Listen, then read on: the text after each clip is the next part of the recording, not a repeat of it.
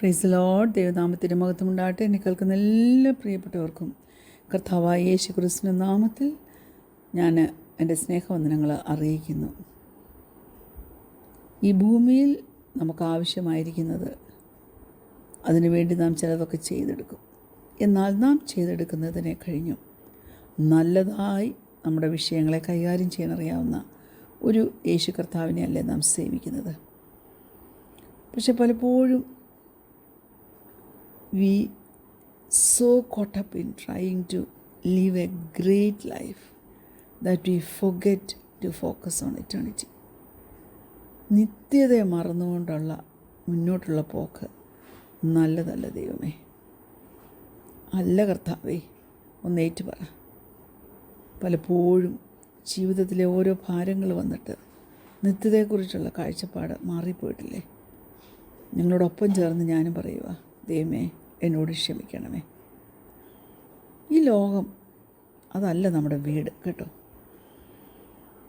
പക്ഷെങ്കിൽ നമുക്ക് ആശ്വാസമൊക്കെ ഐഡലൈസ് ചെയ്യാം. ഇവിടെ നമ്മൾ കിടന്ന് സ്ട്രെസ് എടുക്കുന്നത് എന്തിനെയാണ് റിവീൽ ചെയ്യുന്നത്?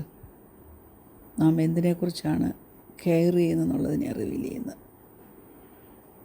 അപ്പോൾ എന്തെങ്കിലും ഒരു വലിയ കാര്യം അച്ചീവ് ചെയ്യാൻ വേണ്ടിയാണ് ഇപ്പോൾ കുഞ്ഞെ നീ സ്ട്രെസ് ചെയ്തുകൊണ്ടിരിക്കുന്നെങ്കിൽ, സ്ട്രെസ് ഏറ്റെടുത്തുകൊണ്ടിരിക്കുന്നെങ്കിൽ നമുക്ക് നമ്മളോട് തന്നെ ചോദിക്കണം, നമ്മുടെ ഹൃദയം ദൈവരാജ്യവും ആ ഉപദേശങ്ങളുമായിട്ട് അലൈൻഡായിട്ടാണോ ഇരിക്കുന്നത്? ഒരുമിച്ചാണോ പോകുന്നത്? അതോ നമ്മുടെ സ്വന്തം ചില കാര്യങ്ങൾ ബിൽഡ് ചെയ്തെടുക്കുന്നതിലാണോ കുഞ്ഞെ നിൻ്റെ മനം ഫോക്കസ് ചെയ്തിരിക്കുന്നത്? അല്പനേരത്തെ ചിന്തയ്ക്കായിട്ട് യെശയ്യാവ് 26:3-4, ഐസായ ചാപ്റ്റർ 26 വേഴ്സസ് 3 and 4. സ്ഥിരമാനസം നിന്നിൽ ആശ്രയം വെച്ചിരിക്കൊണ്ട് നീ അവനെ പൂർണ്ണ സമാധാനത്തിൽ കാക്കുന്നു. യഹോവയാം യാഹിൽ ശാശ്വതമായൊരു പാറയുള്ളതിനാൽ യഹോവയിൽ എന്നേക്കും ആശ്രയിപ്പി. നമ്മുടെ ഗോഡ് ഗിവൺ ഗിഫ്റ്റ്സും ടാലൻസും എല്ലാം നാം ഉപയോഗിക്കേണ്ടത് എന്തിനാണെന്ന് വെച്ചാൽ ഈ ലോകത്തിൽ ഒരു വ്യത്യാസം കൊണ്ടുവരാൻ നമുക്ക് കഴിയണം. നമുക്ക് വലിയ അഭിലാഷമുള്ളത്, അംബീഷനുള്ളത്, അത് തെറ്റല്ല. പക്ഷെങ്കിൽ നാം നമ്മുടെ പ്രയോറിറ്റി അതിൻ്റെ റൈറ്റ് ഓർഡറിൽ കീപ്പ് ചെയ്യണം.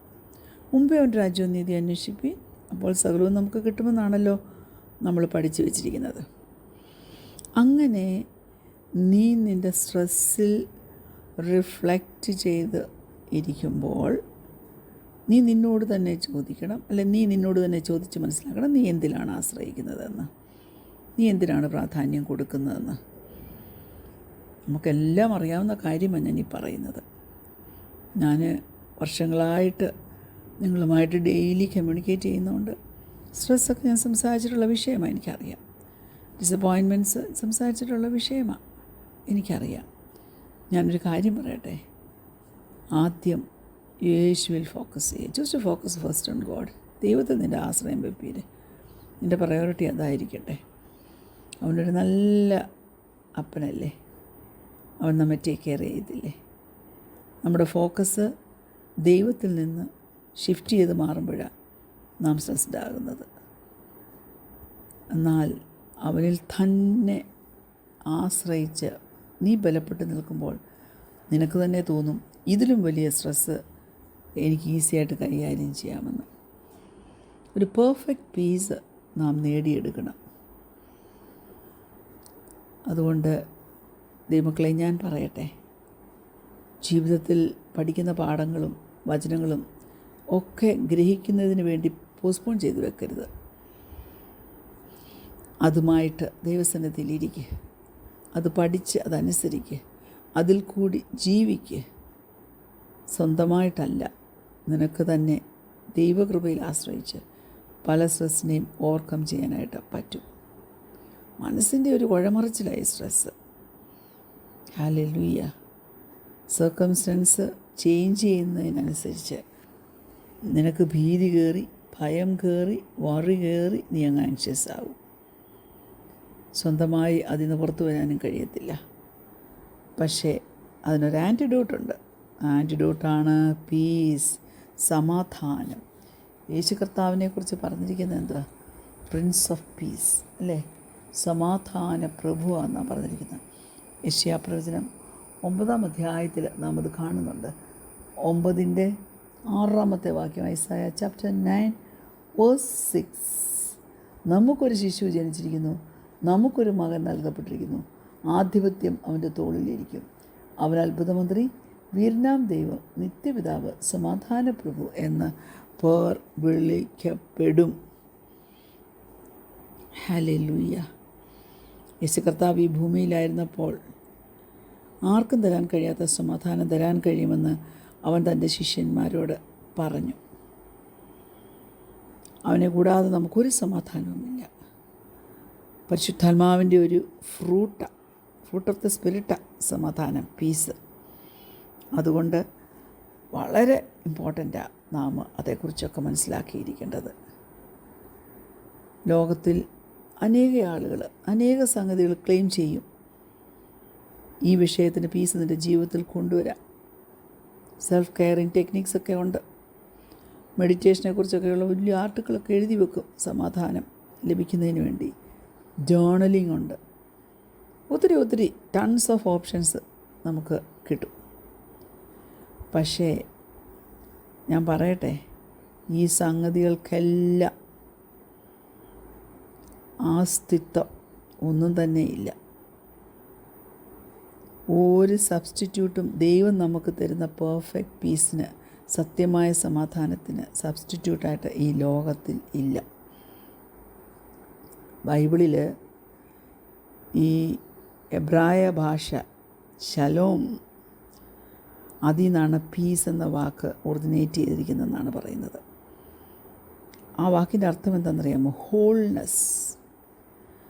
അതായത് ഒരിക്കലും നമുക്ക് സമാധാനം നമ്മുടെ സ്വന്തത്തിൽ നിന്ന് നമുക്ക് കിട്ടത്തില്ല.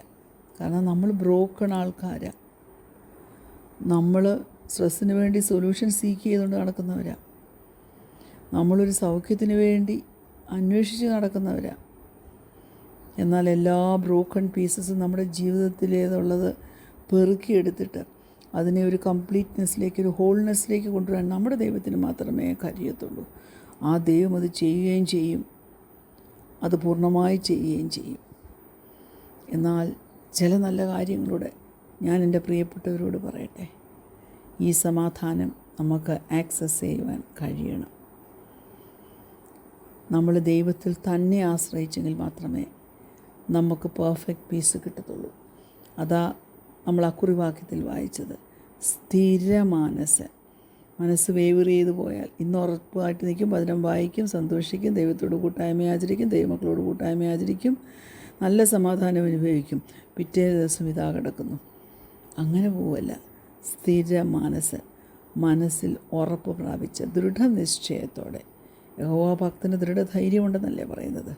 അവൻ്റെ ജീവിതത്തിൽ അസമാധാനം കയറി വന്നാലും അവൻ സ്ട്രെസ്ഡായി പോകാതെ അതിൽ നിന്ന് പുറത്തു വരാനായിട്ട് അവന് കഴിയും. ദൈവത്തിൽ തന്നെ ശ്രദ്ധിച്ച്, ദൈവത്തിൽ തന്നെ നമ്മുടെ ആശ്രയം വെച്ച് ഒന്ന് മുന്നോട്ട് പോക്കേ. ഹല്ലേലൂയ. നമ്മൾ സ്ട്രെസ്സിൻ്റെ അർത്ഥം പിന്നെ ഒന്ന് നോക്കുവാണെങ്കിൽ നമുക്ക് മനസ്സിലാക്കാൻ പറ്റിയൊരു കാര്യമാണല്ലോ. എന്തുവാ? എംഫസിസ് ദൈവത്തിൽ കൊടുക്കണം. അല്ലാതെ പ്രാധാന്യവും എംഫസിസും പ്രയോറിറ്റി നമ്മൾ നമ്മുടെ പ്രോബ്ലത്തിന് കൊടുക്കരുത്. പരിശുദ്ധാത്മാവ് നമ്മളെ സമാധാനകാംക്ഷികളാക്കി മാറ്റട്ടെ. നമുക്കെല്ലാ ഏരിയാസിലും സമാധാനം തരട്ടെ. യേശു കർത്താവ് ഓഫർ ചെയ്യുന്ന ആ പീസ് നാം അവനോട് ചോദിച്ചാൽ അവൻ തീർച്ചയായിട്ടും നമുക്ക് തരും. അതുകൊണ്ട് നിൻ്റെ സ്വന്തമായിട്ടൊരിക്കലും ദൈവം ഇതിലെ നിൻ്റെ വിൽ പവർ കൊണ്ടോ മറ്റെന്തെങ്കിലും കൊണ്ടോ നിനക്ക് സ്വന്തമായി സ്ട്രെസ്സിൽ നിന്ന് പുറത്തു വരാൻ കഴിയത്തില്ല. പക്ഷേ നിനക്ക് സ്വന്തമായി കഴിയുന്നൊരു കാര്യമുണ്ട്. വലിയവനായ ദൈവത്തെ നീ അന്വേഷിക്കാം. അന്വേഷിപ്പിനെന്നാൽ കണ്ടെത്തും, യാചിപ്പിനെന്നാൽ നിങ്ങൾക്ക് കിട്ടും, മുട്ടുവിനെന്നാൽ നിങ്ങൾക്ക് തുറക്കപ്പെടും. ഡീപ്പർ ഹീലിംഗ് ഈ പ്രോസസ്സിൽ നിങ്ങൾക്ക് ഓരോരുത്തർക്കും സ്വർഗത്തിലെ ദൈവം തരട്ടെ. കണ്ണടയ്ക്കാൻ നമുക്ക് പ്രാർത്ഥിക്കാം. ഞങ്ങളെ സ്നേഹിക്കുന്ന ഞങ്ങളുടെ നല്ല ദൈവമേ, സ്വർഗീയ പിതാവേ, ആഴമേറിയ വിശ്വാസം ഞങ്ങൾക്ക് തരണമേ. ഞങ്ങളുടെ പ്രയോറിറ്റി നീ ആയിരിക്കട്ടെ അപ്പാ. ഞങ്ങളുടെ ഫോക്കസ് നിന്നിൽ തന്നെ ആയിരിക്കട്ടെ. ഞങ്ങളുടെ മനസ്സ് വേവ് ചെയ്യുവാനായിട്ടല്ല, സ്ഥിര മനസ്സിനായി നിന്നിൽ ആശ്രയിച്ച് മുന്നോട്ട് ജീവിപ്പാൻ നീ നിൻ്റെ കൃപ പകരുമാറാകണം. പ്രാർത്ഥനയുടെ സ്തോത്രം യേശുവിൻ്റെ നാമത്തിൽ തന്നെ amen. Praise lord. God bless you all.